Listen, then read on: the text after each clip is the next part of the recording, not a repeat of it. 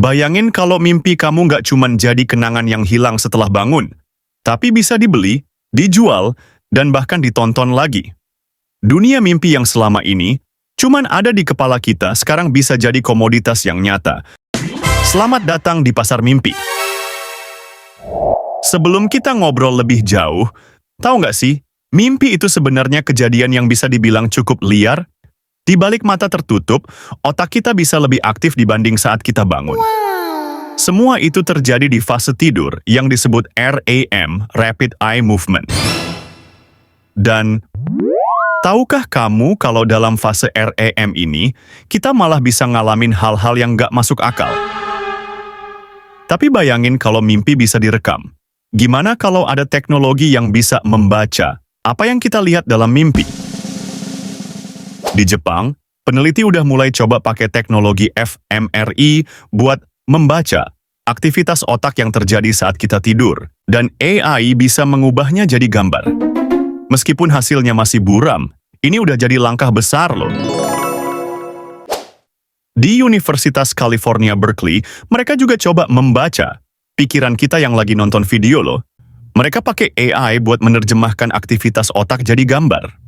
Mungkin suatu hari, kita bisa ngelihat apa yang ada di kepala kita saat tidur. Mimpi juga seringkali muncul di budaya populer, kayak dalam film Inception, di mana kita bisa masuk ke dalam mimpi orang lain.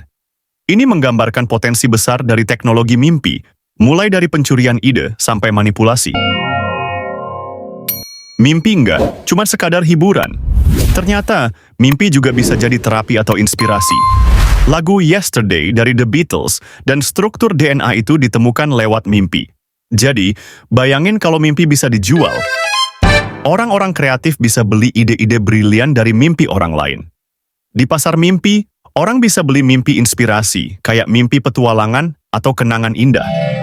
Bisa jadi tempat buat orang-orang yang butuh ide segar atau yang cuma pengen kabur dari kenyataan.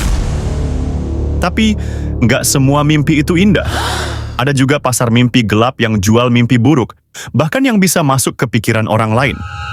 Ini jadi masalah besar soal privasi dan etika. Gimana kalau mimpi kita dicuri atau dipakai tanpa izin?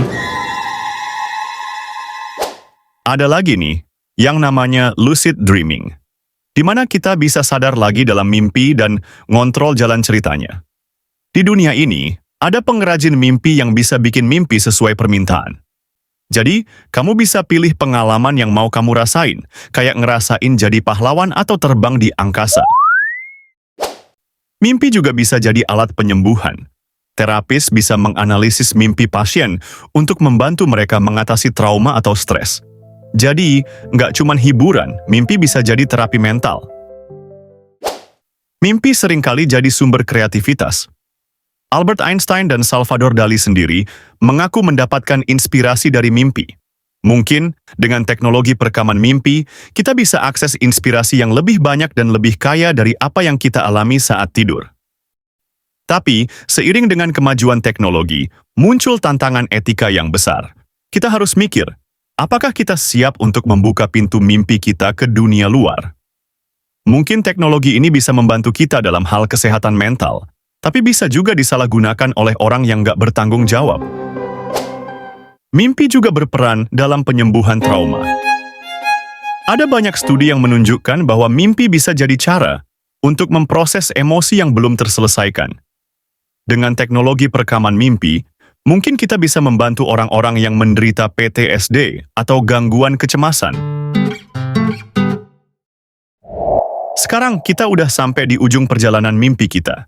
Tapi, pertanyaannya, kalau teknologi mimpi ini jadi kenyataan, apa yang akan terjadi selanjutnya? Akankah mimpi cuma bakal jadi sekedar hiburan atau gimana? Yang jelas, mimpi adalah dunia yang nggak pernah berhenti bergerak, dan teknologi ini mungkin bakal membawa kita ke arah yang belum pernah kita bayangin sebelumnya.